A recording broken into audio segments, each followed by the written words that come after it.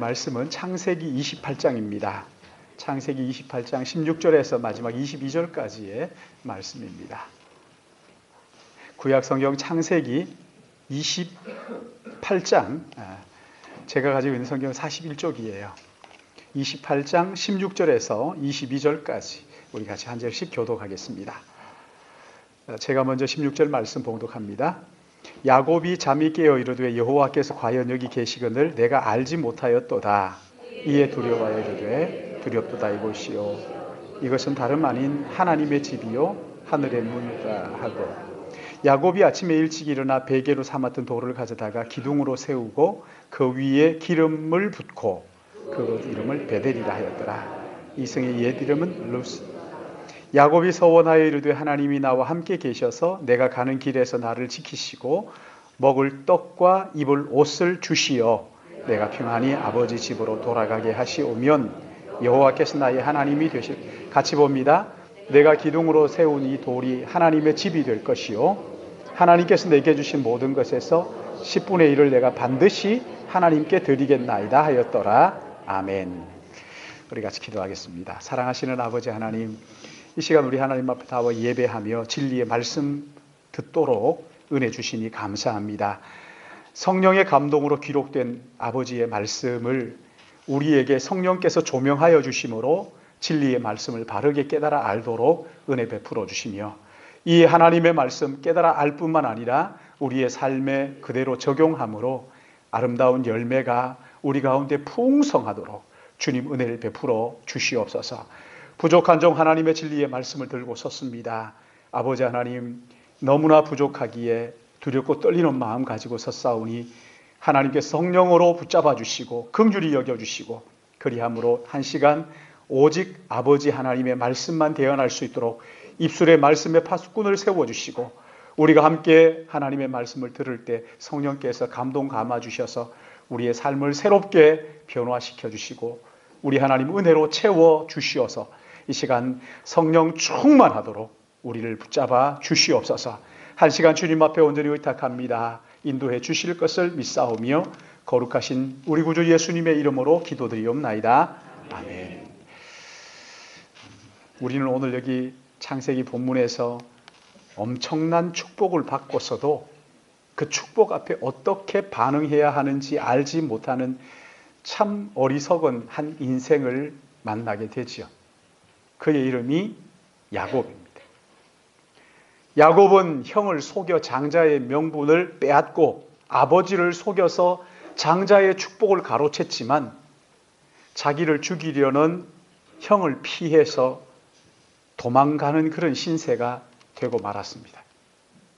그런 야곱을 하나님께서 찾아오셔서 축복의 보따리를 풀어놓고 야곱에게 감당할 수 없는 축복을 허락해 주셨어요.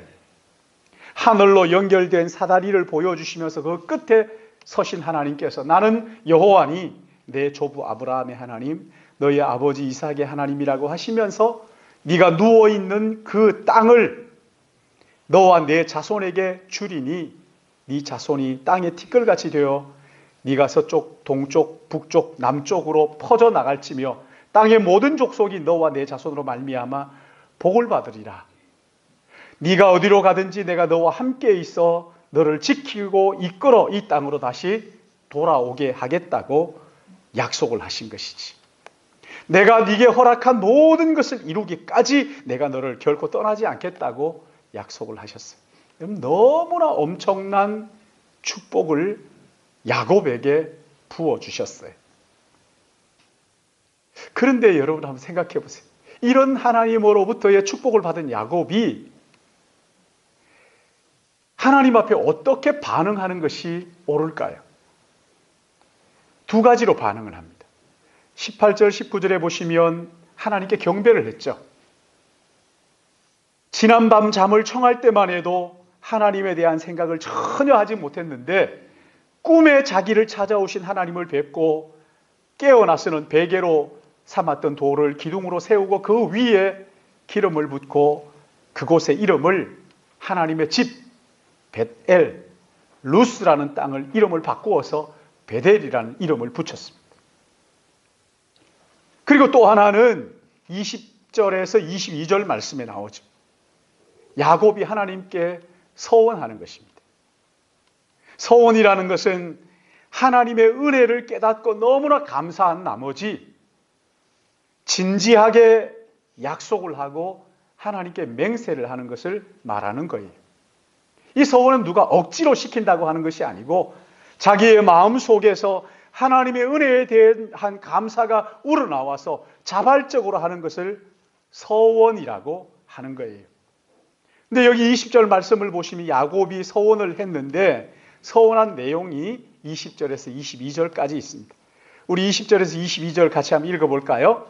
같이 봅니다. 시작. 야곱이 서원하여 이르되 하나님이 나와 함께 계셔서 내가 가는 이 길에서 나를 지키시고 먹을 떡과 입을 옷을 주시어 내가 평안히 아버지 집으로 돌아가게 하시오면 여호와께서 나의 하나님이 되실 것이요 내가 기둥으로 세운 이 돌이 하나님의 집이 될 것이요 하나님께서 내게 주신 모든 것에서 10분의 1을 내가 반드시 하나님께 드리겠나이다 하였더라. 아멘. 자, 여러분 이 야곱의 서원을 보시면서 어떤 생각을 하십니까?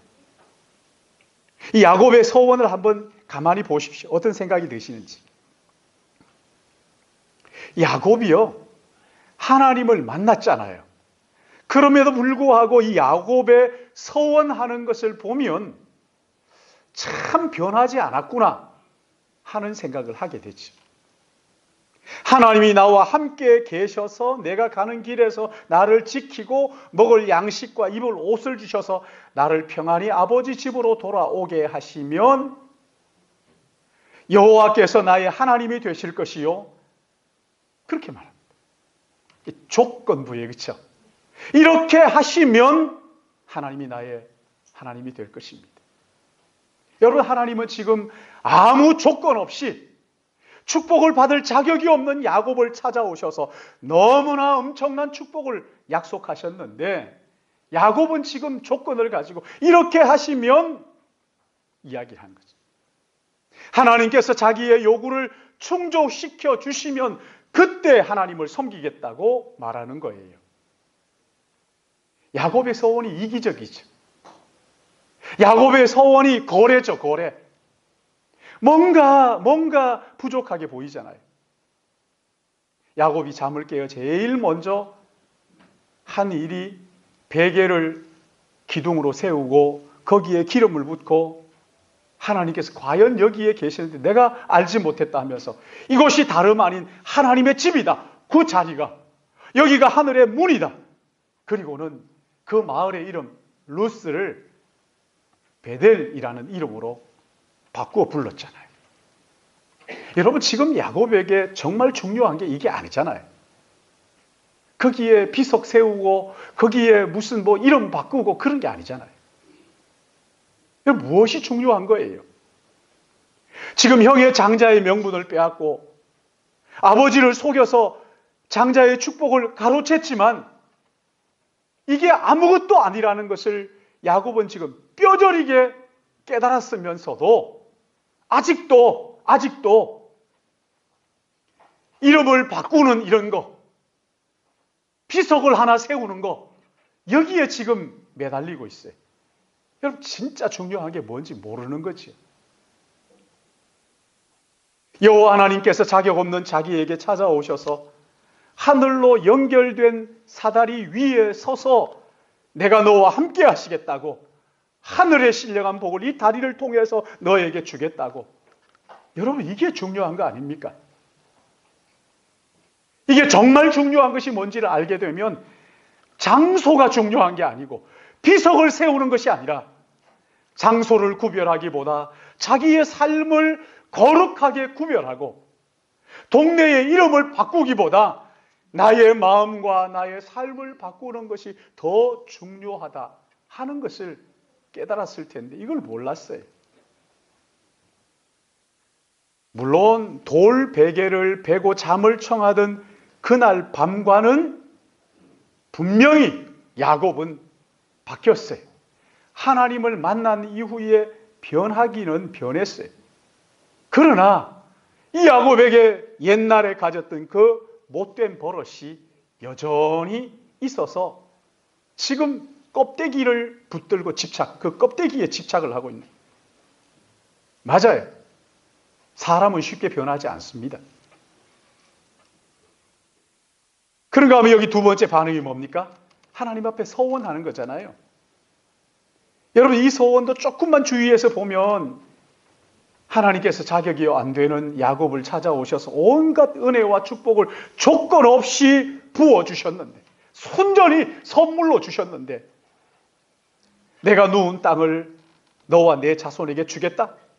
내 자손이 땅에 티끌같이 많아져서 서쪽과 동쪽과 북쪽과 남쪽으로 퍼져갈 것이고 땅의 모든 족속이 너와 내 자손으로 말미암아 복을 받을 것이라는 이런 엄청난 은혜와 복을 자격 없는 야곱에게 선물로 주셨는데, 여러분, 이런 놀라운 축복을 약속하시면 여러분 어떻게 반응하는 게 맞습니까?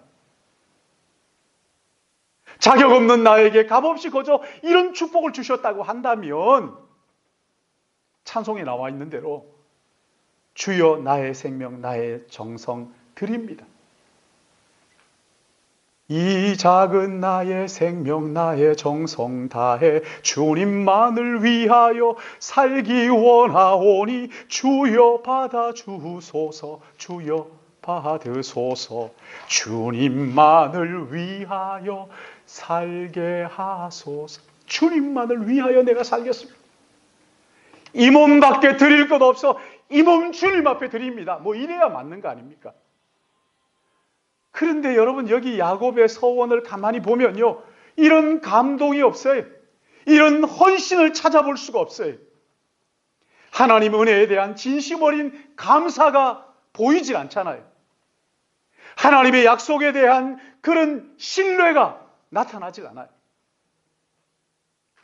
값없이 거저주시는 하나님의 은혜에 대한 헌신이 눈을 씻고 봐도 보이지 않는 거예요. 단지 하나님과 흥정하고 있어요. 하나님과 거래를 하고 있는 거예요. 하나님께서 나와 함께 하시면, 나를 지켜주시면, 나를 먹이시면, 입히시고 살려주시면, 다시 돌아오게 하시면 하나님을 섬기고 여기에다가 성전 하나 지어드리겠습니다. 마치 팥죽 한 그릇을 놓고 형과 거래하는 그런 모습을 찾아볼 수가 있지. 야곱이 하나님을 만났어요. 분명히. 예전과 달라진 게 맞아요. 만나지 않았을 때와는 분명히 달라졌어요. 그러나 그 변화라는 것이 너무 만족스럽지 못한 거예요. 너무 미미한 거지. 그러니까 이 일 후에 야곱의 삶을 보면 외삼촌 라반의 집으로 가서 이때 일을 까맣게 잊어버리고 라헬이라는 여자에 빠져가지고 14년 동안 봉사, 20년 동안 거기에서 하란에서 긴 세월을 보내게 됐죠. 사랑하는 여러분, 우리는 이 야곱을 보면서 우리를 볼 줄 알아야 돼요. 하나님께서 우리를 불쌍히 여기셔서 친히 창조주이신 그분이 피조물에 몸을 입으시고 이 땅에 오셨잖아요. 이 땅에 오실 때 빈손으로 오시지 않으시고 우리의 모든 죄를 사하시고 영원한 생명을 가지고 오셨어요. 그리고 누구든지 예수 그리스도를 구세주와 주님을 믿기만 하면 하나님의 자녀가 되는 특권을 우리에게 주셨어요. 영원한 생명과 함께 성령이 우리 안에 오셔서 양자를 삼아 주심으로써 하나님을 향하여 아빠라고 부르짖도록 하셨어요. 여러분, 그런데 이런 하나님의 놀라운 은혜 앞에 우리의 반응이 어떻습니까? 정말 기뻐해야 될 것을 기뻐하고 있어요. 정말 중요한 것을 중요한 줄로 깨닫고 있느냐고요. 정말 깨달아야 할 것을 깨닫지 못하고 정말 신뢰해야 될 것을 신뢰하지 못하고 불안해하고 정말 고마워해야 될 것을 고마워하지 않는 그런 모습이 아니냐고요. 사랑하는 여러분, 성경은 우리에게 말합니다. 하나님의 은혜를 헛되이 받지 말라. 하나님의 은혜를 헛되이 받지 말라 말씀하시는 거예요. 여러분 생각해 보세요. 다른 사람들은 모르겠어요. 다른 사람들은. 그러나 나는 그렇게 하면 안 되잖아요. 나는 내가 어떤 사람인지 알잖아요. 얼마나 야곱 같은 사람인지를 우리 알잖아요.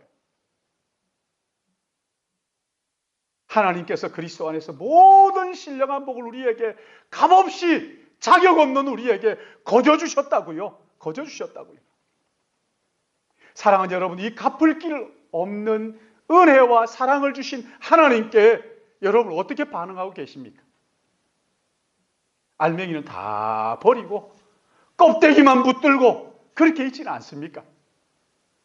은혜에 대한 감사도 모르고 언약에 대한 신뢰도 없고 하나님의 다함이 없는 그 사랑에 대한 헌신이라고는 찾아볼 수 없는 지극히 이기적인 자기중심적인 생각으로 그렇게 살고 있지 않으십니까? 여러분, 이 야곱을 거울 삼아서 우리의 신앙을 한번 진지하게 좀 살펴봐야 되지 않겠어요?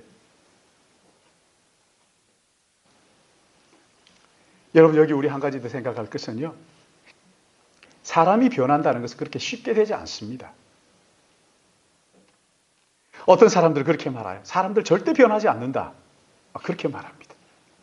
제자 훈련하는 교회 목사님들을 만나서 같이 이렇게 얘기를 하면은 제자 훈련한다고 2년 동안 사역 훈련, 제자 훈련 2년 동안 그렇게 해도 사람 변하지 않더라. 이게 아주 신념이에요. 사람 안 변한다. 이렇게 얘기를 해요. 그러면 이게 참 마음이 힘들어서. 또 어떤 사람들은요, 반대예요. 하나님의 은혜가 정말 임하면 어떤 사람인지 반드시 뒤집어지고 변한다. 반드시 변한다. 이게 신념이에요. 그래서 이 신념을 가지고 다른 사람들을 판단하는 거예요. 별로 안 변했다. 그러면 저 사람 은혜 가짜야. 뭐 이렇게 판단하는 거예요. 변했다. 그러면 변하지 않는다는 신념 가진 사람들은 저거 조금만 지나면 다 똑같아져. 이렇게 얘기하는 거예요. 냉소적인. 여러분, 오늘 여기 본문에 나오는 야곱은 하나님이 그를 찾아오신 것을 만나고 경험했어요. 여러분, 놀라운 경험이잖아요. 놀라운 경험이잖아요. 자기의 인생의 밑바닥이 떨어져서 이제 끝인가 싶은 그때에 하나님께서 친히 그를 찾아오셔서 축복의 사다리를 하늘로 연결하시고 온갖 은혜와 신령한 복을 약속을 하신 거잖아요. 그런데 이 야곱의 변화, 여러분 어때요? 너무 미미하잖아요. 우리가 봐도 부족하다 싶을 정도로 그렇잖아요. 위대한 하나님의 은혜가 부어져도 변화가 눈에 잘 띄지 않을 것 같은 미미한 변화가 있을 수도 있다는 것을 인정해야 되는 거예요. 내가 가진 신념이 중요한 게 아니에요. 물론 바울처럼 첫 만남에 완전히 뒤집어지는 이런 사람들도 있어요. 그러나 거의 대부분의 사람들은 그렇게 하루아침에 뒤집어지지 않아요. 너무나 변화가 작고 미미하죠. 이런 사람들이 훨씬 더 많아요. 처음에는 뭐가 변했는지 잘 몰라요. 그러다가 서서히 나타나는 경우가 얼마나 많은지 몰라요. 그러므로 여러분, 우리는 어떤 사람이 예수 믿고 변화에 대해서 좀 너그럽고 관대할 필요가 있어요. 나의 기준을 가지고 판단하지 말라는 거예요. 너무 변했다고 막 그냥 어떻게 할 일도 아니고 변하지 않았다고 조급해할 이유도 없어요. 내가 생각하는 만큼 변화가 일어나지 않았다. 여러분, 그렇다고 해가지고 하나님을 안 만났다고 그렇게 판단하면 안 되잖아요. 내가 하나님이 아닌걸요. 야곱 보세요. 얼마나 놀라운 하나님의 사랑을 받았지만 그 변화는 너무 미미한 거예요. 하나님을 만나도 변화가 적을 수 있다 하는 것을 인정하라는 거예요. 야곱은 한순간에 완전히 180도 변하지는 않았어요. 그러나 하나님께서 그를 평생에 걸쳐서 조금씩 다듬어 주셨어요. 우리도 마찬가지잖아요. 여러분, 구원은 예수 그리스도를 나의 구원자, 하나님의 아들, 나의 구원자, 나의 삶의 주인이라는 것을 믿기만 하면 받는 거예요. 믿음으로 받는 거잖아요. 그러나 우리의 삶의 변화는 하루아침에 이루어지지 않습니다. 조금씩 평생 이어지는 거예요. 그러기에 사랑하는 여러분, 혹시 믿는다고, 분명히 내가 믿는다고 하는데도 불구하고 변화가 너무 없는 것 같은 자신의 모습을 보면서 실망하지 말라는 거예요. 믿는다고 하고 훈련을 받았는데도 내가 어떻게 이 모양 이 꼴이냐, 너무 변화가 없다, 이거 가짜 아닌가, 그러지 말라는 거예요. 마음 상하지 마세요. 야곱을 빚으시는 하나님께서 우리를 빚어가시는 것을 믿으시기 바랍니다. 야곱의 하나님을 기억하세요. 느린 것 같지만 결국 아름답게 빚어가시는 하나님의 손길을 신뢰하시란 말이지. 근데 여기 재밌는 게 하나 있어요. 오늘 여기 본문을 보시면은 야곱이 하나님의 그 찾아오심에 대한 어설픈 반응을 하나님께서 뭐라고 말씀하셔요? 한번 봐봐요. 뭐라고 말씀하시죠? 아무 말씀 안 하시잖아요. 그렇죠? 침묵하시잖아요. 가만히 계시잖아요. 내가 봐도 이 야곱의 서원이 좀 어설픈데 하나님이 보실 때야 얼마나 더 그렇겠어요. 자격 없는 사기꾼을 하나님께서 먼저 찾아오셨어요. 은혜와 복을 약속하셨어요. 그런데 하나님을 향한 야곱의 반응은 너무 형편없는 거예요. 77년 동안 헛발질하면서 살았으면서도 아직도 정신을 못 차리고 하나님이 그를 찾아오셨는데도 거기에 합당한 반응을 보이지 못하는 이 야곱이, 그런 야곱을 하나님께서는요 책망하지 않으시고 조용히 기다려 주시는 거예요. 침묵하시는 거예요. 하나님은 이 야곱의 어줍잖은 반응을 그냥 모른 척 하시는 거예요. 여러분, 만약에 야곱이 잘못할 때마다, 아니 우리가 잘못할 때마다 하나님께서 잔소리처럼 야단을 치시고 때리고 그러면 여러분 여기에 남아있을 사람 아무도 없을 거예요. 아마 다 주눅이 들어가지고 그냥 얼굴을 들고 못 다닐 거예요. 땅만 쳐다보면서 막 땅에 기어다닐 거예요. 근데 우리 주님은요 야곱의 이 어줍잖은 반응을 징계하거나 야단치지 않으시고 모른 척 해주시는, 그냥 덮어주시는 거예요. 그냥 넘어가시는 거예요. 그 대신에 야곱의 그 심령 깊숙한 곳에서 그 야곱을 고쳐가기 시작하는 거예요. 할렐루야. 야곱을 고쳐가기 시작하는 거예요. 죽을 때까지 고치고 또 고쳐서 마침내 아주 멋진 족장으로 자녀들을 축복하는 그런 족장으로 하나님께서 빚어 놓으셨잖아요. 사랑하는 여러분, 이런 하나님의 침묵, 하나님의 덮어주심이 저는 얼마나 감사한지 모르겠어요. 얼마나 좋은지. 사사건건 잔소리하면서 우리를 징계하시는 것이 아니라 어떤 일들은 그냥 덮어주셔요. 유기하는 게 아니에요. 버리는 게 아니에요. 그냥 모른 척 해주시는 거예요. 여러분, 이 하나님이 얼마나 좋아요. 눈물 나도록 좋지 않아요? 이 하나님이 얼마나 좋아요. 그리고 우리의 삶 속에 깊숙이 들어오셔서 평생 떠나지 않으시고 우리를 고쳐주시면서 다듬어 가시는 거예요. 그의 아들 예수 그리스도의 형상을 닮아가도록 우리 안에 성령을 보내시고 성령께서 우리를 인도하셔서 예수 그리스도의 형상을 닮아가도록 그렇게 우리 안에서 빚어가시는 거예요. 그래서 도무지 변할 것 같지 않았던 그 사람을 주님의 형상 닮도록 빚어가시는 그 하나님이시란 말이에요. 사랑하는 여러분, 저는 이 하나님이 얼마나 좋은지 모르겠어요. 덮어주시는 하나님, 어떨 때는 그냥 넘어가 주시는 하나님. 내가 알아요. 실수한 거 알아요. 헛발질할 인생을 알아요. 아무것도 아니라는 걸 알아요. 그러나 하나님은 그걸 덮어주셔요. 못 본 척 해주시는 것 같은 거예요.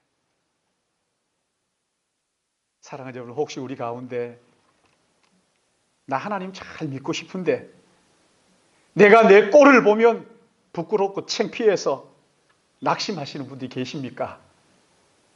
괜찮아요. 여러분 괜찮아요. 그럴수록 하나님 앞에 더 가까이 나아가셔야 돼요. 우리 하나님은 변화가 더딘 야곱을 못 본 척 해주시기도 하시고 가려주시기도 하시고 기다려주시면서 그 안에서 그의 속사람을 바꾸어 가시는 하나님이신 것, 참고 기다려주시는 아버지이신 것을 믿으시기 바랍니다. 하나님을 향하여 우리의 마음을 열어드리면 성령께서 우리의 마음에 오셔서 우리의 그 고장난 부분들을 고쳐주시는 거예요. 예수를 믿는다고 하면서 변화가 보이지 않아서 낙심하는 분들, 하나님께서 그 사람 안에서 일하시는 것을 믿으시기 바랍니다. 그 찬양이 있죠. 그날에 우리 이루실 그는 완전합니다. 우리 안에 소원을 두시고 우리를 다듬어 가시는 그 하나님께서 그날에 주님처럼 우리를 변하게 하실 그 하나님은 완전합니다. 더딘 것 같지만 꾸준히 일하시는 그 언약의 하나님을 신뢰하시길 바랍니다. 여러분, 야곱은 태어날 때부터 아주 심각한 문제를 안고 태어난 고장난 사람이었어요. 삶의 어려운 위기가 닥쳤을 그때에도 하나님을 찾을 생각조차도 하지 못했던 신앙의 기본도 없는 이런 야곱이었어요. 그런 그를 하나님께서 불쌍히 여기시고 사랑하셔서 찾아가셔서 은혜와 복을 주셨지만 그 하나님 앞에서 어떻게 반응해야 될지 모르는 어줍잖은 반응으로 하나님과 거래를 하려고 했던 그런 사람이었어요. 그러나 이런 야곱을 하나님께서 참아주시고 기다려주시고 그 안에서 그를 고쳐 가시다 마침내 믿음의 족장으로 위대한 하나님의 사람으로 빚어내시고 우뚝 세우셨어요.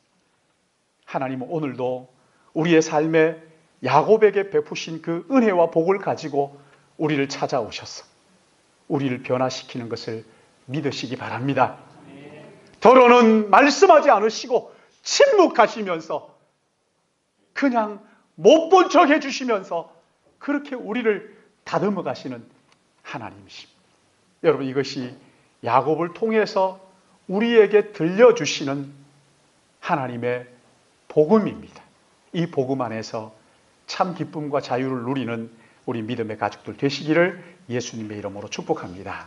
사랑의 하나님 아버지, 은혜를 감사합니다. 정말 보잘것없고 제대로 한번 해보려고 마음을 먹어도 조금만 시간이 지나면 다시 원상태로 와 있는 이런 참 어떻게 할 수 없는 구제불능